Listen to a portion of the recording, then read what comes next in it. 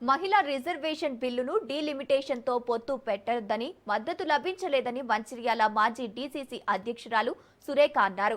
పార్లమెంటులో ప్రవేశపెట్టిన 33% మహిళా రిజర్వేషన్ బిల్లుపై కాంగ్రెస్ పార్టీ కట్టుబడి ఉందని మాజీ డీసీసీ అధ్యక్షురాలు సురేఖ తెలిపారు.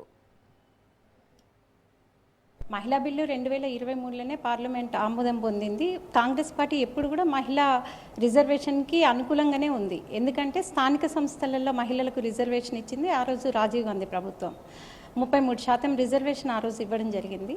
అయితే ఇప్పుడు కూడా కేంద్రంలో ఏదైతే 33% అసెంబ్లీ మరియు ఎంపీ స్థానాలకు ఏవైతే రిజర్వేషన్ కల్పిస్తామని కేంద్ర ప్రభుత్వం చెప్పిందో దానికి విపక్షాలు సిద్ధంగానే ఉన్నారు మద్దతు తెలపడానికి.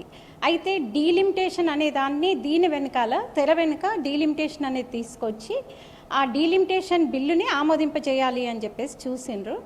దీంతో సదరన్ స్టేట్స్కి ఈ దక్షిణాది రాష్ట్రాలకు అన్నింటికి కూడా ఈ డీలిమిటేషన్తో నష్టం అనేది జరిగే అవకాశం ఉంది.